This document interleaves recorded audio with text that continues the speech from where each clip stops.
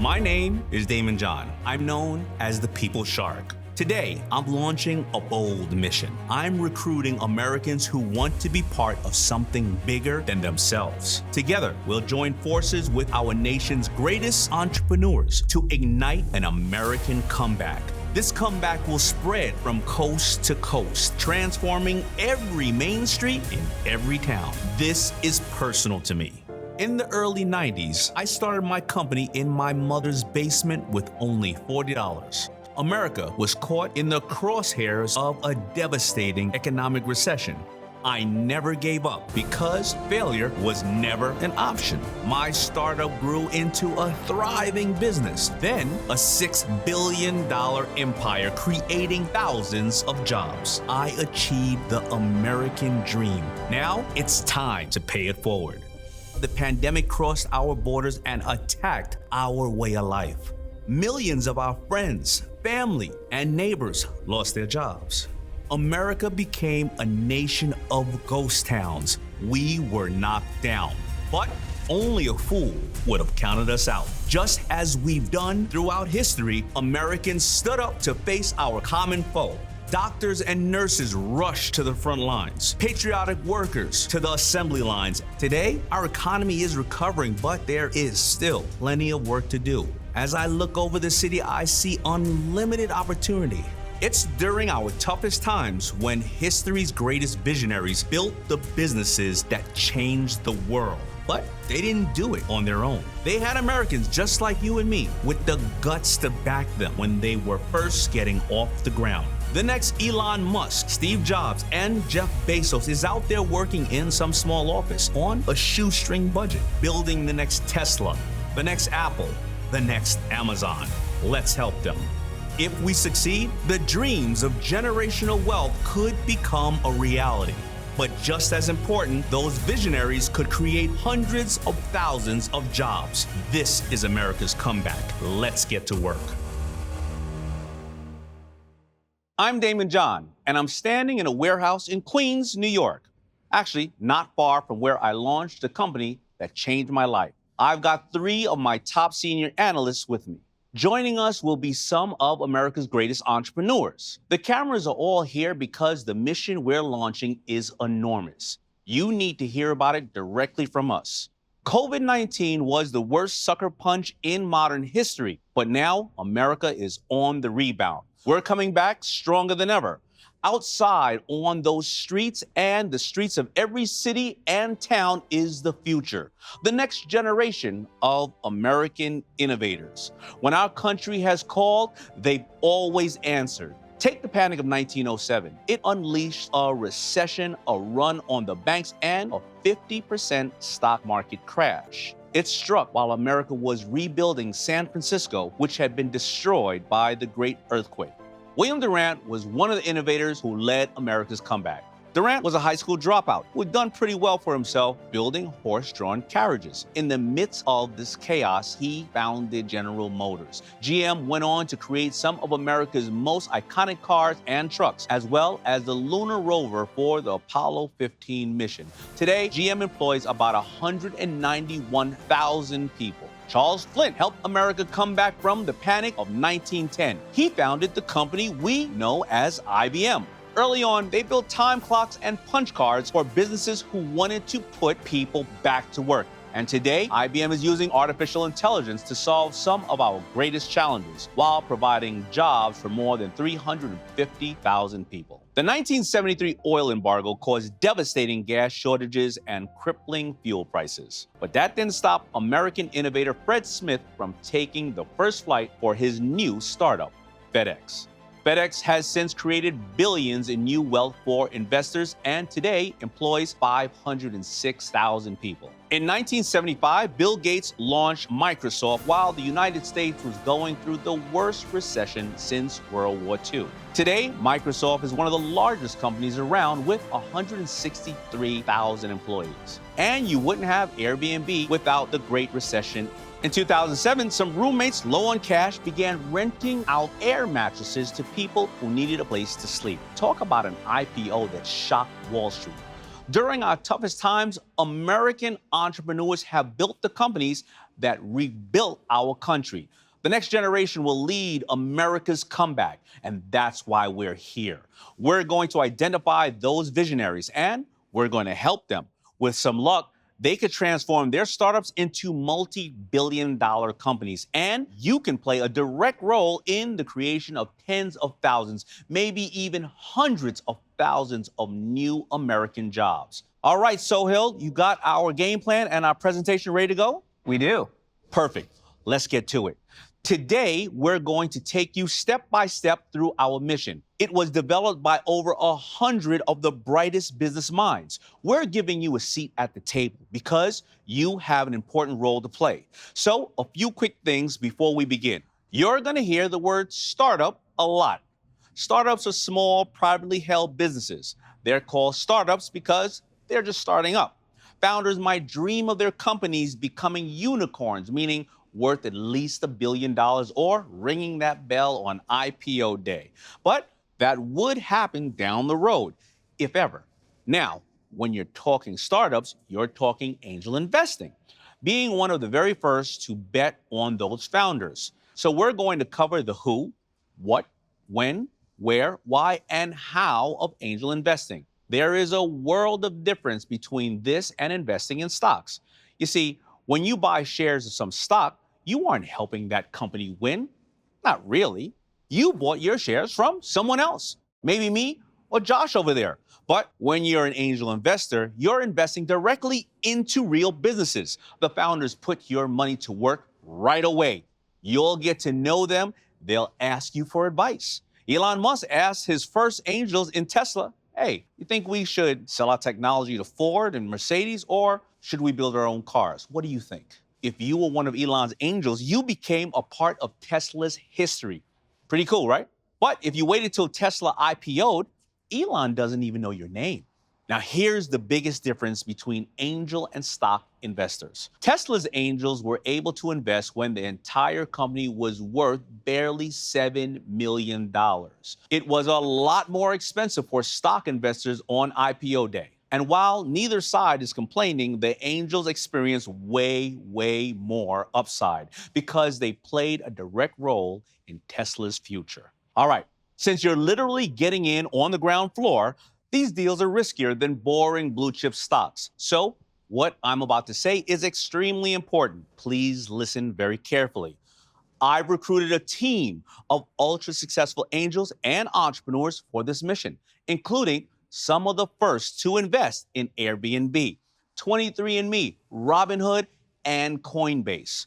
We're going to teach you our 1000x formula for identifying deals with the potential to pay out. Well, it's in the name. Most importantly, we've joined forces to find the next generation of visionaries who've created the startups that can lead America's comeback. And I'm also investing $100,000 into the startups that we select. Anything I make from that is going to charity. We've already identified 2 incredible startups that passed our test with flying colors. We'll tell you all about them later. Josh, that covers the big picture. Let's get things moving. Why are startups critical to America's comeback? Startups are a force to be reckoned with. They generate in the neighborhood of $3 trillion in economic output a year. That's about 8 Amazons, 20 Microsofts, or 97 Teslas. And startups put a lot of people to work, creating millions of new jobs every year. More than Fortune 500 companies, correct? Correct. Startups are the #1 source for new jobs. Also, one of the hottest areas for investments. You could argue it's the hottest. In 1995, investors pushed $7.3 billion into American startups. Today, it's $148 billion, and that's just in America. Worldwide, it's $300 billion. With all that money in play, you'd think startups are just a bunch of Ivy League geniuses working in futuristic labs. Usually, it's just a couple of people in a dingy office or their house. FUBU began in my mother's basement. That guy, Kevin Plank, started Under Armour in his grandmother's basement. That guy, Reid Hoffman, started LinkedIn from his apartment. LinkedIn was once worth $10 million. When Microsoft bought it, they had to cut a check for $26.2 billion. And that's Pierre Omidyar. He launched eBay from his living room. Take a guess. What was the first item Omidyar auctioned on eBay? The answer is? A broken laser pointer he purchased for $30. He only got 15 bucks back. That deal didn't work out, but eBay sure did, didn't it? eBay was a true industry disruptor. It quickly reached a valuation of $20 million. A year later, $21 billion. Okay, we've got these founders working in their homes and apartments. Next up, I have another trivia question. Where did Disney get its start? Sohail, where? Same place as Apple, Google, Microsoft, and Amazon. In a garage. Google even bought the garage to turn into a museum. Living room, bedroom, or garage, overall, about 69% of startups begin at a founder's home. The rest, many from dorm rooms. Facebook being the most famous. Mark Zuckerberg, some buddies, and a Harvard dorm room. Dropbox and Snap have similar stories. Entrepreneurs are living the ramen noodle diet building their startups. They're stretching every penny as far as they can. The more money backing America's startups, the more American jobs they create. The closer you look at the data, the stronger that connection becomes. Startups with angel investors are more likely to be in business at least 4 years, hire at least 75 employees, receive a patent for their innovations, IPO, or get acquired. But this goes way beyond angels just investing money into startups. You've watched movies about heroes and superheroes. To me, the best ones always had a sidekick. Batman had Robin. Sherlock Holmes had Watson, and so forth. Think about every startup as its own movie. The heroes are the founders, the sidekicks, the angel investors. Harvard and MIT created this interesting way to visualize a relationship between founders and angels. Take us through that, and you can use my story. Okay, so FUBU began as an idea that was sparked by some sort of aha moment. What was yours? Growing up in Hollis, to make it, you either had to hustle on the streets or you had to hustle in business. And back then, hip-hop music was just starting out and it was just starting to explode. LL Cool J and Run DMC were from my neighborhood and they had money in their pockets, fancy cars, and they also wore Timberland boots that all of us wanted to wear. But one day, the CEO of Timberland opens his big mouth and I have no idea why, but who cares? He ends up saying, "We do not make or sell boots to drug dealers." I'm talking about the nerve of this guy. There's your aha moment. Aha moment, more like a chip on my shoulder moment. Listen, I wasn't a drug dealer and I was working my tail off at Red Lobster. And when I saw this, I figured my money wasn't green enough for Timberland or the hardworking folks around me, their money wasn't either. So I decided that I'm gonna make clothes that were for us, by us. That places you here. Time to develop prototypes of the clothing and launch version 1.0 of your startup. Did all of that. I was maxing out my credit cards, clocking out a Red Lobster, then going right home and sewing hats in the middle of the night all the way till the early morning, then selling them outside the mall whenever I could. You launched version 1.0 of your product line. So this is when startups enter what's called the Valley of Death. They face some incredible challenge. The founder being the hero, this is when the sidekick enters your movie, an angel investor or investors. Together, if they overcome the Valley of Death, it's like the dating app Bumble going from $12.6 million to over $7 billion. Started after its founder was repeatedly harassed and bullied online. Or it's like Groupon, founded in 2008 during the recession. Less than 4 years later, it was worth over $12 billion. Of course, if a startup can't overcome the Valley of Death like many do, it's over. Roll the credits. 3 times FUBU almost went out of business. How did you escape the Valley of Death? I caught a very big break. One day I heard LL Cool J was back in the neighborhood, and I wasn't sure where he was, so I tried his mother's house and I found him outside in a limo. I convinced him, more like begged LL Cool J to wear my t-shirt for a quick photo, and it was like hitting the lotto. I sent that photo to all the major retailers around the country. Then I snuck into a fashion convention and I landed $300,000 in orders. They all had seen that photo. Now, I got to get some money to buy equipment, hire a few buddies, and fill this huge order. The problem, I was broke as a joke. Time to get that sidekick. Exactly. Now, your first angel investor was your mother? Of course. There weren't many venture capitalists just wandering around the hood those days. Listen, Mom gave me the money, and I turned her house into a mini clothing factory, sewing machines, seamstresses, the whole 9 yards. And unfortunately, I burned through her money quickly. And this is where an angel investor's value goes beyond writing a check. Mom had a brilliant idea. She goes, why don't you take out an ad in the newspaper? She even gave me the headline, $1 million in orders need financing. And it changed everything. I mean, sure, there were a couple of hustlers who called, but then the phone rings and it's Samsung's textile division. And they said that if I can sell $5 million worth of FUBU in 3 years, they'd continue to finance the manufacturing and distribution of FUBU products. It didn't take 3 years. I sold $30 million in the next 3 months, and I never looked back. 2 years later, FUBU sales reached $350 million. You escaped the valley of death. Your products and business were a success. I can say with absolute certainty that success didn't happen without my angel investor. Mom or not, the bond between angels and entrepreneurs is very, very personal. They're willing to risk backing companies at their earliest stages. I mean, how many people had heard of either Moderna or Zoom before COVID?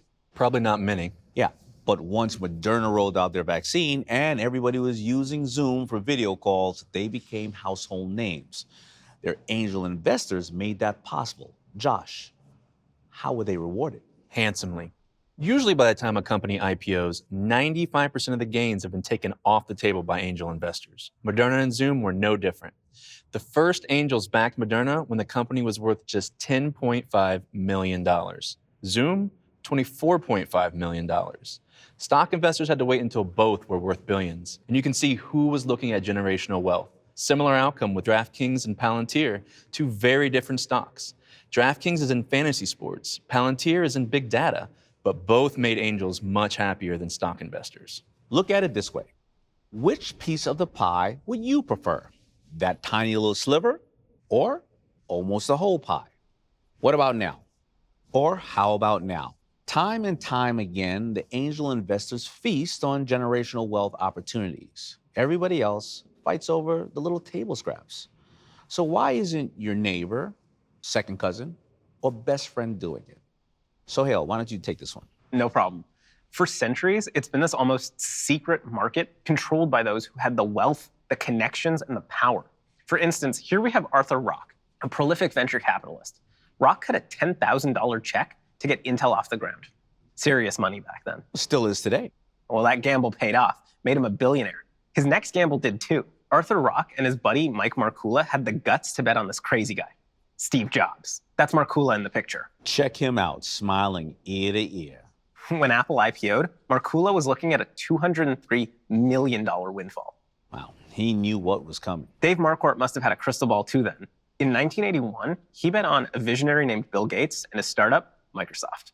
On IPO day, he owned more than 5% of the company. Can you imagine owning that much of Microsoft? And he made a killing selling chunks whenever he felt like it.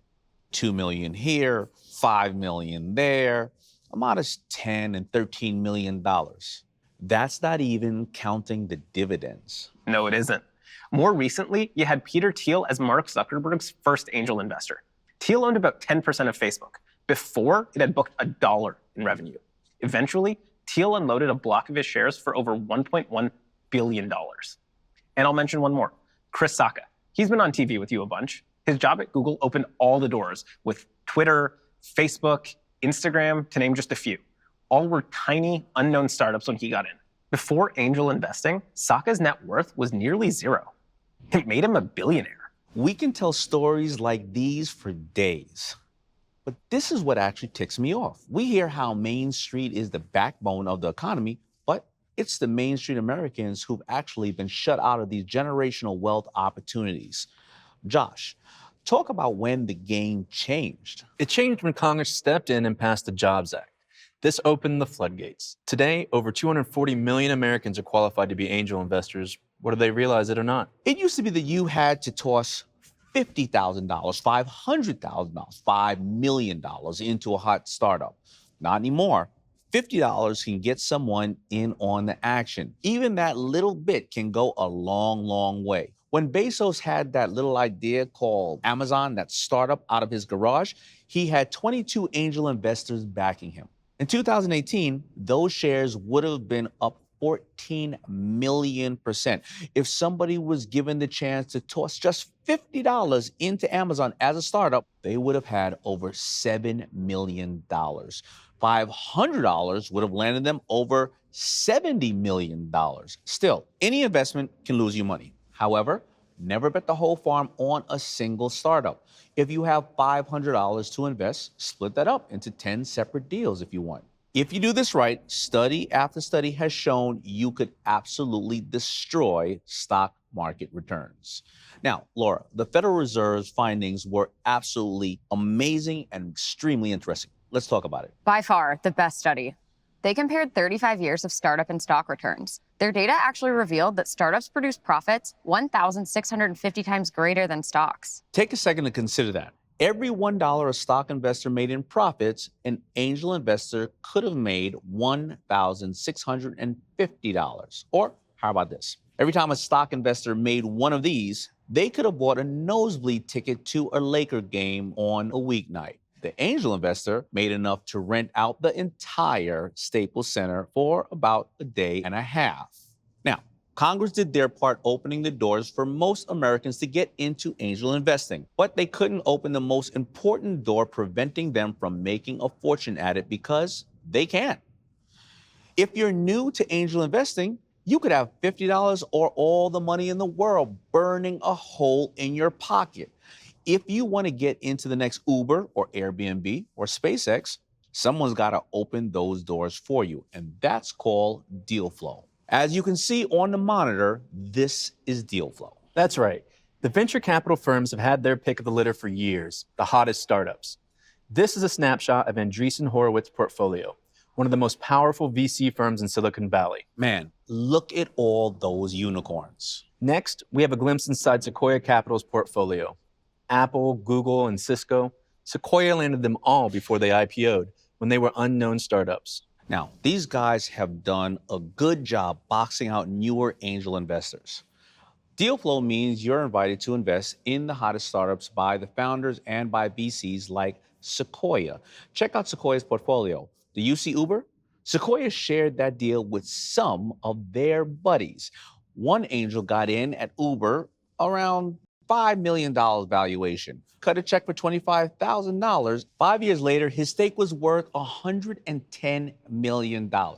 Now, Josh, did I ever tell you that I passed on Uber? That's got to keep you up at night. Nah, not really, because I'd rather miss one good deal than chase 100 bad deals. The important thing is, though, that I got invited to the deal in the first place because I've got deal flow. The people joining our mission do too.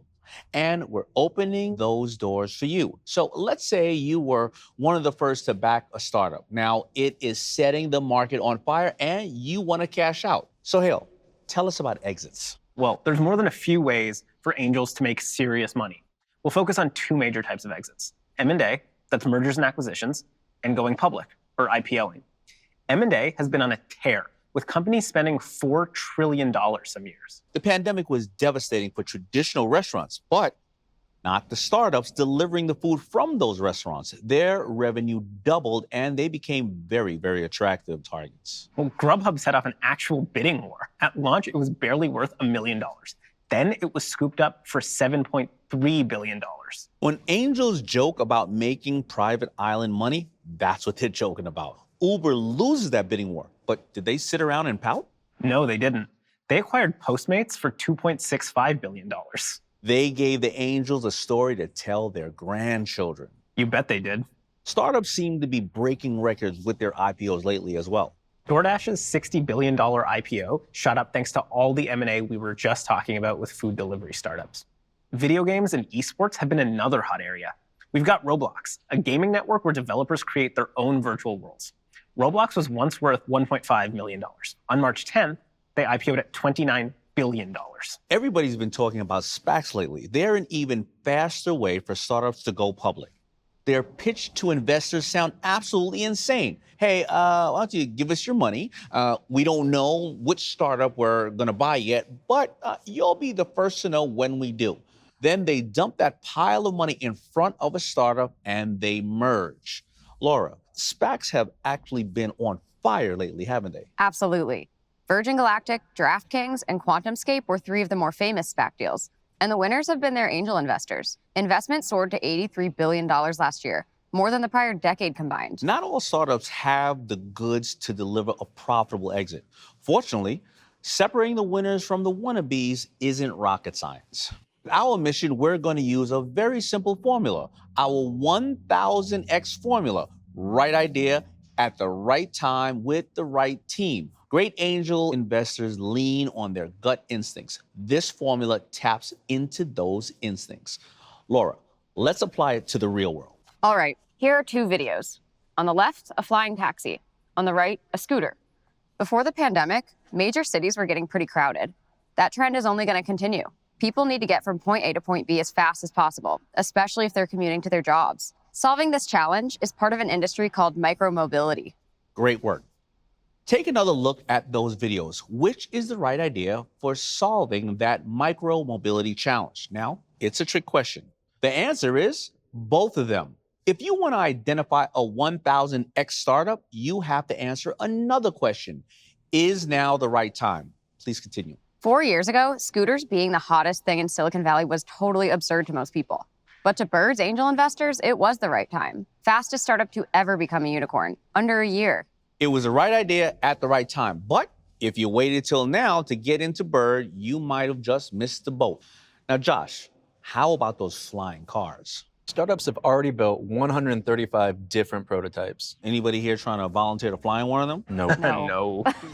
Me neither, but that's actually not the point. When the founders of Joby Aviation first pitched to angels, what was Joby worth? About $23 million.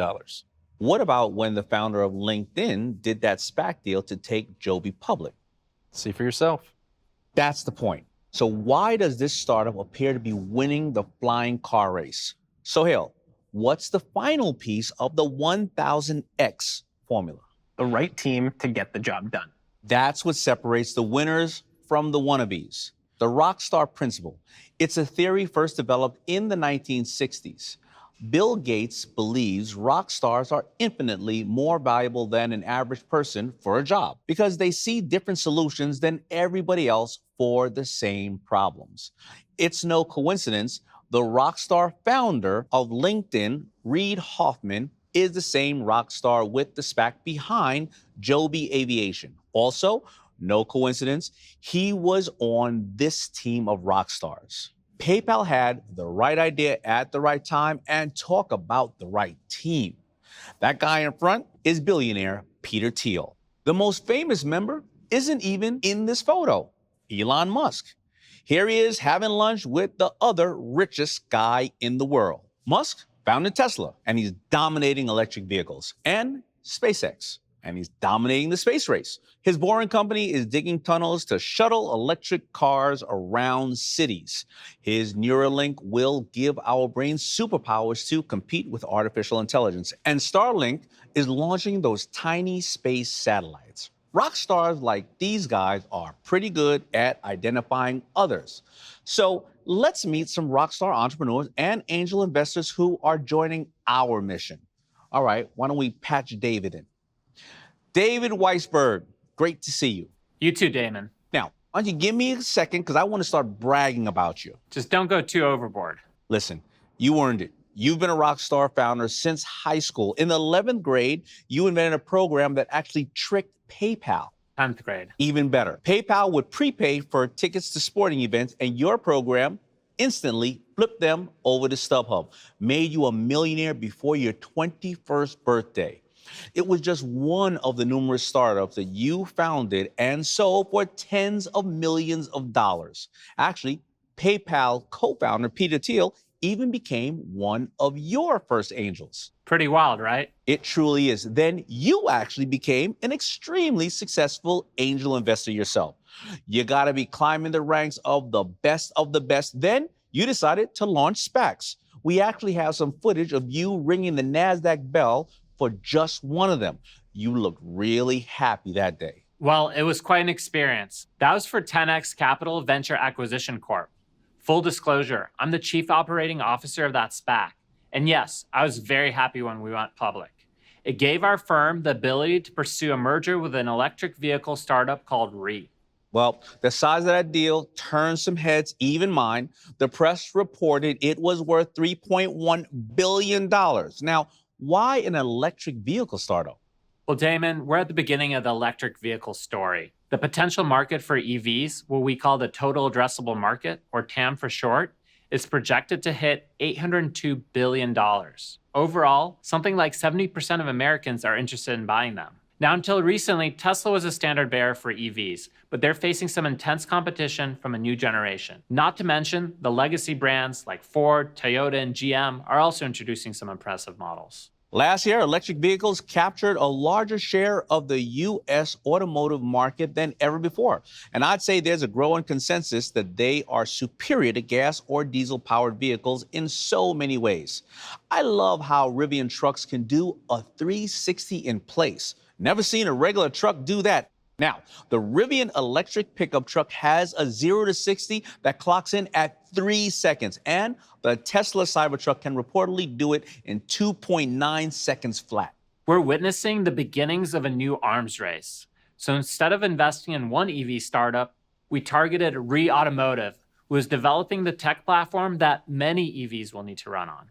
There's plenty to like about Re, such as the fact that they're focused on a growing market segment, commercial vehicles.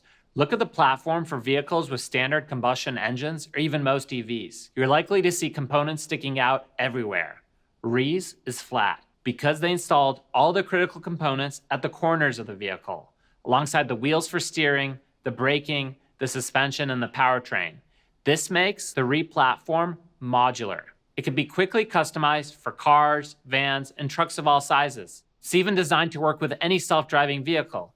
Re will also have AI that monitors the platform to detect any problems. That's why we love the company. It's a truly powerful differentiator. Re had the right idea with its module platform. Definitely the right time as well. Fast-growing market with significant revenue growth opportunity. But what really made the Re team the right team? Well, it's their two brilliant founders and their team of top engineers from firms such as Tesla, Fisker, Arrival, GM, Ford, and many others. They have attracted investment from large multinationals such as Mitsubishi, American Axle, Musashi, which is a unit of Honda, and Magna, which is the largest automotive supplier in North America. So these major players backed Re, and that's a good sign. David, the $802 billion EV market is quickly becoming just a drop in the bucket of something much, much bigger. In 2004, the entire world spent barely $33 billion on clean energy investments. Last year, though, they spent more than $500 billion. Now, firms like BlackRock and Goldman Sachs have it reaching $30 trillion. This pandemic has really opened the eyes of a lot of people, during which time nearly 90% of new power generated came from clean energy.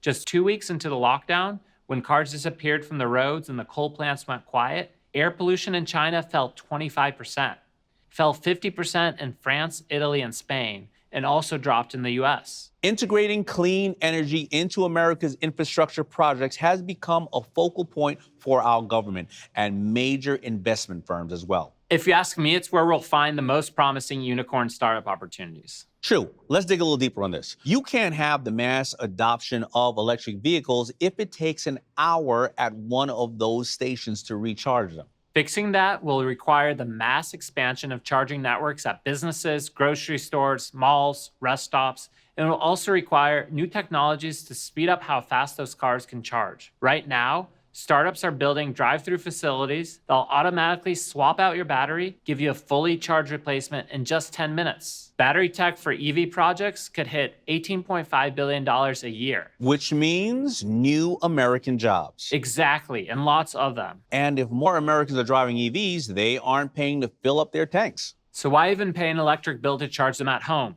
That's why the revenue estimated for solar power installations is $2 trillion.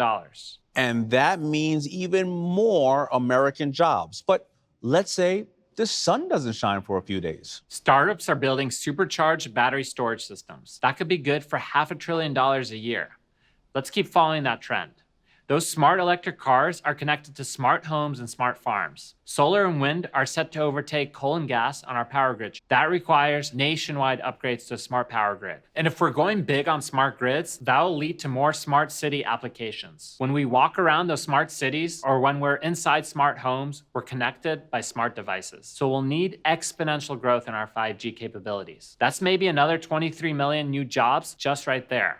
Angel investors are at the beginning of a movement so big, it's hard to imagine anything bigger. David, I am so proud and so excited that you're bringing your deal flow to our mission. Me too. Back in 2015, before you turned even 30, you had invested in 4 of the top 15 startups on the Wall Street Journal's unicorn list. How many do you have now? Well, today I've got 7 unicorns in my portfolio. And that's deal flow.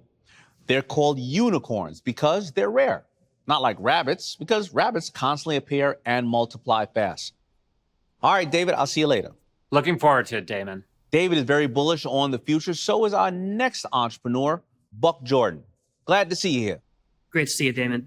Your firm has invested in 450 startups, including Books. My fellow sharks all passed when they first saw this pitch, and now they're worth 9 figures.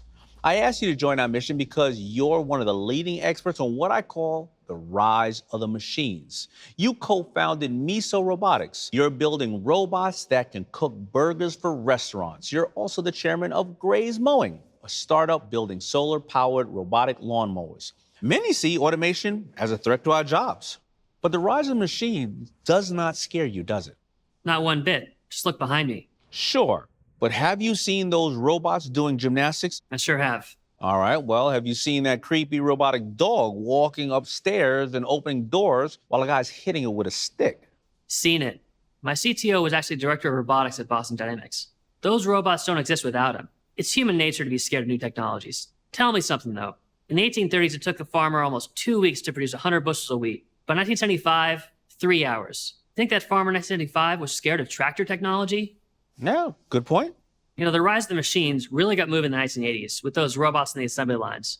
We saw worker productivity increase, an incredible amount of economic growth. Still, anybody who tells you automation won't threaten certain jobs is lying.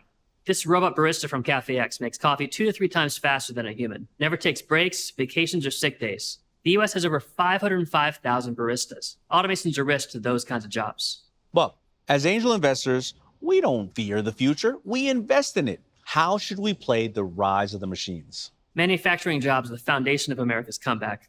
We're battling China. We should focus on startups developing technology that'll boost our manufacturing productivity without threatening our jobs. 3D printing looks to become a $41 billion industry. Desktop Metal was an early winner in that race. It took less than 2 years to become a unicorn. And they won't be the last. Industrial 3D printers are becoming common in factories, helping American workers build the homes we live in, the cars we drive, and the planes we fly. In addition to 3D printing, we've seen a good number of startups like Slack and Zoom become unicorns, helping employees optimize productivity and also how they manage projects when they're separated by distance. Big data made that possible. This industry is projected to reach over $229 billion. Snowflake's one of the kings of big data. And when they IPO'd, all the news could talk about was that Warren Buffett was jumping in. Yeah, but who really won Snowflake's IPO? Sure looks like those angel investors beat Buffett. Because they were there at the beginning. I'd also say with the rise of machines impacting some folks' jobs, startups will offer new ways to find new jobs. For instance, Clubhouse has written so fast it's already a buzzword. Now everybody's using it to hire new talent and get hired themselves. January 2020 is when the first angels got in, before the COVID lockdown. No users, barely a prototype. Fast forward to May, lockdowns everywhere. Clubhouse has 5,000 users in a beta test. VC firm Andreessen Horowitz said, "We think you're worth $100 million. Smart move." January 2021, Clubhouse was valued at $1 billion. April of 2021, $4 billion. Now they joined the list of unicorns. Buck, stick around. I'll be here. The rise of the machines is reality. Fortunately, startups are emerging that will retrain workers for new careers and teach them new technologies. This is called education technology, or EdTech. Neil Patel is here to talk about this. What's up, Neil? Hi, Daymond. I call you Mr. Top 100. Entrepreneurs Magazine's top 100 most brilliant companies in the world. You founded one of them. The White House's top 100 entrepreneurs under the age of 30, you made that list. The United Nations top 100 entrepreneurs under the age of 35, that one too. And you're also a New York Times best-selling author. Neil, why are edtech startups critical to America's comeback? America is competing with the rest of the world for who can best educate their kids. And our companies are competing with every other countries to out-innovate how we train our workers. The numbers tell the story. The edtech industry is set to jump 148% from pre-COVID levels to $404 billion. The initial winners were startups like Udemy. General Mills, Adidas, and Kaiser Permanente rely on them to train their remote workers with new skills. Coursera was another winner. They partnered with Yale, the University of Michigan, 200 universities and institutions, along with IBM, Google, and other major employers to train their workers. Expect more startups to enter this market to address the growing demand. I love the do-it-yourselfers. I'm actually one of them myself. Me too. During the pandemic, folks took it upon themselves to learn all types of new skills. Startups made it really easy for someone to take control of their own education, to empower themselves. Everyone has heard of Masterclass. They enlisted all these celebrities to teach their secrets: cooking, filmmaking, negotiating business deals, even playing tennis like Serena Williams. Look, even learning a new language has become a very competitive space. Duolingo uses games and rewards to make that easier. Maybe the next unicorn is Fluent Forever. They developed a method for teaching anybody a new language in 6 months, even Mandarin. Tapping into your deal flow is a big part of our mission. Thank you so much for talking with us. I'm ready to help. Neil and I have joined forces with other rockstar angels like David and Buck and Zach Ginsberg, who back famous unicorns like Coinbase and Airbnb, altogether over 100 of the top business minds. We have the deal flow to accomplish our mission. And our mission has 3 parts. Part number 1, we'll use our deal flow to land startups that pass our 1000x formula. Part number 2, we'll only select those who will immediately use investment capital to create new American jobs. And part number 3, we'll empower angels like you to work together with those startups to help them win. With some luck, they could become unicorns even faster than we've seen before. And we're recruiting you for our mission.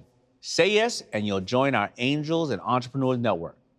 All right, let's get Buck back on the monitor. Buck, welcome back. So are you ready to launch our mission? I'm ready. Laura, explain how we're going to pull this off. Every month, our team of expert angels will examine hundreds of startups. As you know, many are partners at high-profile VC firms themselves. They have the best deals at their fingertips. They'll quickly eliminate 99% of them. They won't pass our 1000x formula. Next, we're going to select our top 2 deals. Our team of analysts will independently examine these startups to make sure our expert angels didn't miss a thing. And we'll bring in the founders to conduct hot seat sessions. These are live and interactive business pitches. The energy is going to be off the charts. Now, if you see me on TV sitting in that chair grilling entrepreneurs, it's going to be just like that, except we're all getting chairs.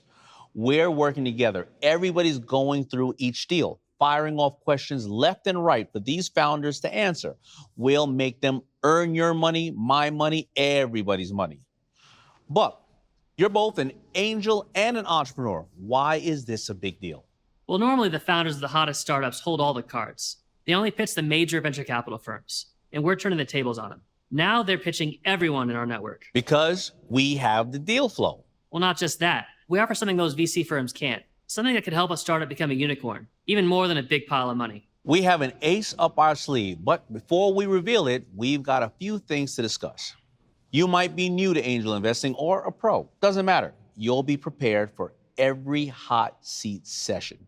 Josh, how are we going to do that? All right. A week before those founders pitch, we'll add their company to our 24/7 startup tracker. It'll import every news article, press release, and announcement that mentions that startup and constantly update with new developments. We'll also share that startup's due diligence package. Buck, when I get a due diligence package, I'm like a kid on Christmas morning. You're the founder, I'm the angel investor. Why am I excited? Because I just shared my startup's most sensitive information with you. You got it. And what's in a due diligence package? You'll see their pitch deck. That's their official investment presentation. Every startup has them in the early days, from Uber and Peloton to Airbnb and Facebook. But founders tell you the story they want you to know in the pitch deck. To see if that matches reality, you've got to act like a detective and really comb through that due diligence package. That's right. Dig through their business plan and their strategy, their projections and their timelines. Yep. Any proprietary technology they're developing, their patents, every deal or partnership they have in the works. Their term sheet. Pretty important piece of information. In other words, what deal are they offering us? Once we send that due diligence package, we don't just say, have at it and call it a day. The pros are on the job. Right, Sohail? Of course. Our team of expert angels will conduct a deep dive video review, taking the network through every document, chart, contract, and projection that startups shared with us in their due diligence package. We also release our angel investor action plan with our analysts' independent research and a streamlined summary of the deal, plus a thorough SWOT analysis. This way, members can see the deal through our eyes. Mind if I jump in? Go for it. SWOT is industry jargon. Stands for strengths, weaknesses, opportunities, and threats. What do we like and dislike about this startup? What are the risks? Is there something hiding under the surface that could cause the startup to fail? Or maybe some secret competitive advantage nobody's picked up on yet. This is like being invited over to some famous Silicon Valley venture capital firm and having them dissect every deal point by point on your behalf. But we don't need those guys, do we, Buck? We have the rockstar angels and entrepreneurs like you on our team. And we have the deal flow. Laura, we've given the network all of this information. The countdown has begun. Only 7 days until we put those founders in the hot seat. What's next? Our experts got the ball rolling. Now we're including the entire network to further examine that startup. We'll conduct a series of debates in our virtual boardroom to decide if its future could include a multi-billion-dollar valuation. Then, if some members really want to delve into a particular deal, they can form their own breakout rooms and invite, say, 2, 5, maybe 10 people into more focused conversations. We're providing them with free video conferencing software. They can even launch their own local chapter in their city or town. Members can get together at their favorite restaurant, coffee shop, any spot to talk about the startups. This is all about teamwork, and we want every subscriber's voice to be heard. In this network, we can all be mentors and be mentored. If someone's a brain surgeon, they might learn a lot about an electric vehicle startup from somebody who's a mechanic. And that mechanic might learn a lot about a robotic surgery startup from a brain surgeon. That's the beauty of the network effect. A bunch of people collectively working together toward a common goal. And we're going to get that network effect moving fast. We've created a reward system where you'll constantly earn points for collaborating with everyone, hitting milestones, and helping the startups. You can trade these points for, Sohail, what? Office supplies, electronics? Access to special events, gift cards, even cash. All right, well, tell us some ways to earn points. Well, when members first join, we recommend they watch our 1000X Bootcamp for angel investors. It covers all of the 101 stuff. Plus, our experts will dive into their secrets. Other ways to earn points? Review a due diligence package, attend a debate in our virtual boardroom, create a breakout room, or start a local chapter. Even more points. During all these debates and discussions, if somebody makes a good point, type that into our angel investors cheat sheet. Our system will save everything. For the hot seats, our experts have prepared a basic set of questions every founder should answer. You can add your own questions as well. Just fill in the founder's answers on the cheat sheet to study later. Each time a member completes a cheat sheet for a startup, points on the board. We've also created angel forums where members can share deals they found on their own, and other members will vote on them. The winners earn points. Definitely big points for attending our hot seat sessions, right? A lot of points. Same goes for reviewing our hot seat recap, our final assessment of that startup, the deal, and founder's live pitch. And we'll reveal which experts are going to have skin in the game. And that's important. I'm putting up $100,000 to invest in these startups. Whatever I make off these deals is going to charity. Our experts like Buck, David, and Neil are putting their money in as well if they want.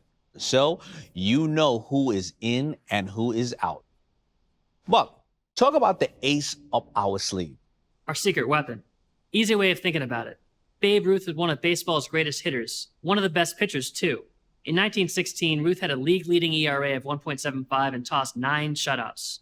Now, Daymond, what would have happened if Ruth went up against any pro team all by himself? He'd get his clock clean. Can't cover the entire field. Who's better positioned to help a startup? one venture capital firm, or an army of Main Street angel investors, each with their own area of expertise and knowledge, and each driven to see that startup succeed. Daymond, me, you, everybody in our team joined this mission because we know the answer. An army of Main Street angel investors. Exactly. And what separates us from VCs is we can give those rockstar founders the kind of help they won't receive anywhere else. We'll harness the network effect again. We're making this extremely easy. It's called our 60-second lightning review. Before they pitch, we ask the founders to give us a set of important questions that they'd like to get your take on. After the founders finish their hot seat, you can score their pitch. Tell the founders what you did and didn't like about it. Do you plan to invest? If so, why? If not, why? This is priceless market intelligence. After the founders finish their hot seat, we'll give you a quick form to fill out with those questions. If you choose to answer them, it's the single biggest way to earn points. Angels can also help founders through their investor updates. It's a major way to help them. Investor updates are like progress reports. Founders share where they stand with revenue, new deals they think, challenges they're facing. But here's a big secret folks should know about. Founders always ask their angels for help or advice in those updates. They might be looking for strong job candidates. Maybe you can introduce them to a potential client or a vendor that could save them some money. Help them, and they might give you free shares in their startup. I call these the, hey, I know a guy moments. If the founders ask for help, and hey, you know a guy that can help, or you can help yourself, they might just give you free shares even if you don't invest.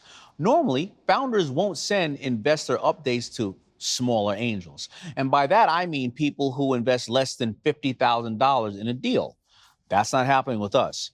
It doesn't matter if you invest $50 or $50,000, or if you don't invest at all. You'll receive investor updates for every startup we showcase. But we've done enough talking. Now it's time to act. Laura, how can people join our mission? We spent months developing our plan and recruiting the right team. Given the resources behind this, we initially proposed a subscription price of $599. You told us... Cut the rate. I remember. Yeah. Make this available to as many Americans as possible. But keep every part of our plan intact. Build it all. I know it's a tall order, but you guys came through. We brought the subscription rate down to the bare minimum. Every single penny going to running this mission. Including the charity component, right? It's there. For every new member, we're donating $5 to the network for teaching entrepreneurship. Listen, I got to tell you, I'm on the board. We empower future leaders in financially struggling communities to start their own businesses so that they can create more jobs. We're sending you to deliver the donations with those big oversized checks. I would be absolutely honored. Again, I'm investing $100,000 into these startups. Everything I make will be donated. We have 2 startups already lined up that passed our 1000X formula. New members will get all the information on them, and their welcome package will include this gold membership card. This one's yours. Oh my God, I have been waiting for this, and this makes it official. Buck, yours is in the mail. Excellent. Everyone can bring their cards to our annual retreat. All right, well, I'm gonna take this one though. Every year, we will hold the retreat somewhere sunny. San Diego, Charleston, Grand Cayman Islands, and you can bring a guest too. Now, this is a chance to get together and to get to know each other. You'll meet our expert angels. We'll bring in founders to pitch their startups. Buck, any final words? Just a few. Despite what many think, 88% of millionaires are self-made. Angel investing is a path that can lead to that outcome, but that's not why I love it. It's a way to make your childhood dreams come true. If you want to be an astronaut as a kid, you could have been an angel investor in SpaceX. Obviously, you took the risk, so you deserve the biggest reward. But you also became part of SpaceX's story. You mattered to that startup. Maybe you aren't traveling to the moon or Mars, but you played a direct role in others who did. Buck, thank you so much for joining our mission. Let's get moving. I wasn't born with a silver spoon in my mouth. I'm dyslexic. Dad left when I was young. Didn't go to college, and I didn't let that stop me. But I couldn't have succeeded without my first angel investor. We've reached one of those moments in time when anybody can take control of their destiny no matter what happened in the past. Angel investing can be that new adventure that opens new doors for you, and we're going to help you. Our deal flow is something every angel wants. We're sharing it with you, and if you take that first step today, you can play an important role in America's comeback.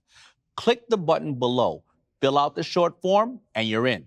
To kick things off, you'll receive the details on the first 2 startups to pass our 1000X formula. For my entire team, I want to thank you for joining us. Now, let's get to work.